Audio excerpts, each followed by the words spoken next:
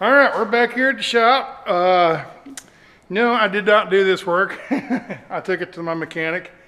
I got two of the water leaks fixed. I got the antifreeze, the radiator antifreeze leak, the coolant leak, and I got the roof leak fixed, I think. All right, so what it is the radiator, water gets hot in the engine, of course, and then it comes out of here. The water pump pumps it up through this hose up on top up here, goes into the top of the radiator, and it trickles down through there as the wind blows through and cools it off. Okay, that's how that all works. Down at the bottom, there's a hose that comes back and goes back up into, underneath here is the water pump. And that return line, there's a piece of metal, a metal pipe, okay? And there's an elbow, and there's a hose, an elbow, a hose, a metal pipe, and a hose, okay? All right, so with all that, right under here, let me get underneath here to show you the one that was leaking. Let me turn around here. There we go. That hose, that pipe right there, that blue, right, oh, come on, light, there we go. Right there, that clamp right there was the one that was leaking. And as you can see, it's running down the side and everything. Well, that's where it was leaking.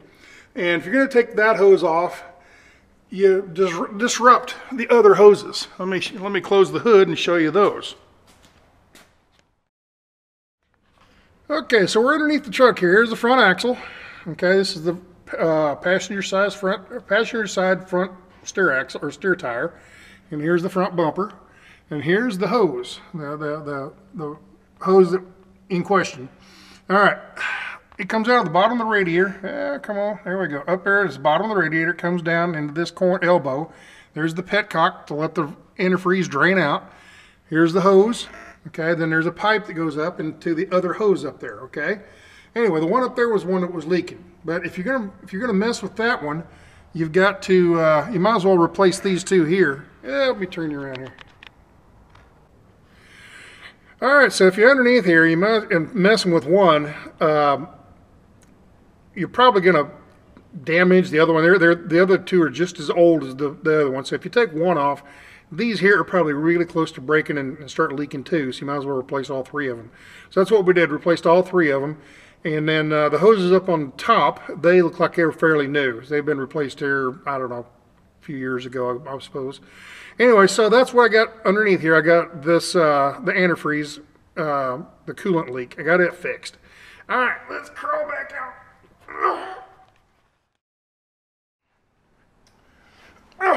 All right, so that was from underneath there. All right, let's close the hood and let me show you the leaks up on top, where they were leaking. All right, we're coming up on this tall ladder I got in my shop here. And we're going to the top of the sleeper. All right, here's the air conditioner on the top. There's the spoiler wing. That kicks the air up over the top of the treader, hopefully. Anyway, here's the air conditioner. Come on, light. There we go. Now there's the air conditioner, and then there's the roof vent. There used to be a, what do you call them? Communications satellite thing. Now it's way over there. See over the corner?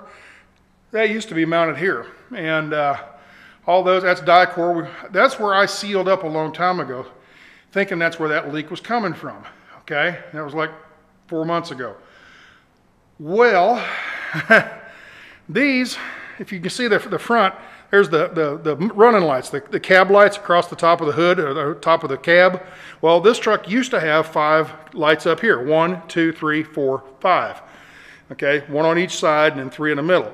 Well, whoever took them off, I don't know who, but somebody took them off, and they just put these patches, okay? It looks like a real rubbery tape, kind of like 100-mile-an-hour tape or something, whatever. Anyway, a Dermabond, maybe that's what this is. Anyway, they put that on there, and I always thought those were sealed pretty well. Well, that one right here is the one that was leaking. And how I did it, how I found out, turn you around here. Okay, and how I found out is I got right down in here, and somebody made the comment about if you can't find a roof leak, what you can do, if you can pressurize your cab, get a fan blowing real hard in there and close all the windows and everything, and spray soapy water. Well, I don't think this would be able to I don't think I'd be able to do that with this, pressurize it and everything. So, but it gave me an idea. What if, let me follow you here. Okay, it gave me an idea. Here's the, I'm not going to put my mouth on it now because there's silicone on it. But I got to thinking, well, if I could make pressure and have air come out, maybe I could just suck on it. So I put my mouth on it and give it a big old kiss. Anyway, that's what I did.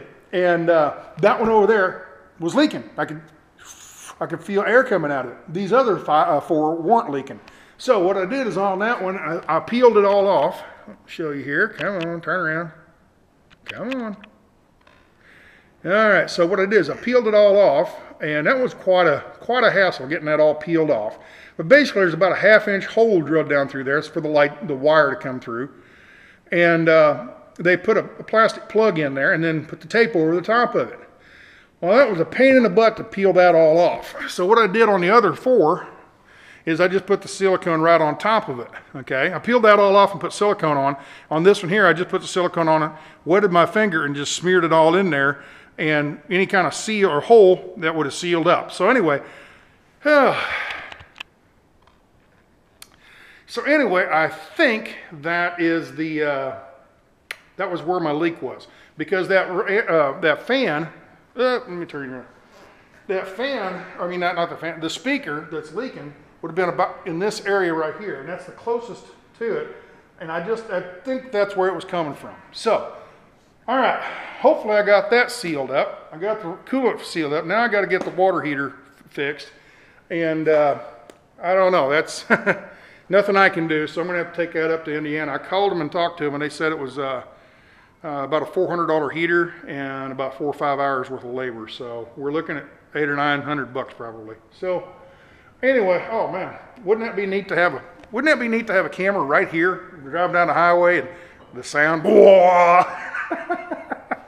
Anyway, that's just a quickie video I thought I'd throw at you real quick. Been out here working at the shop, and we'll see how if I've got it sealed up. So wish me luck on that. Ciao.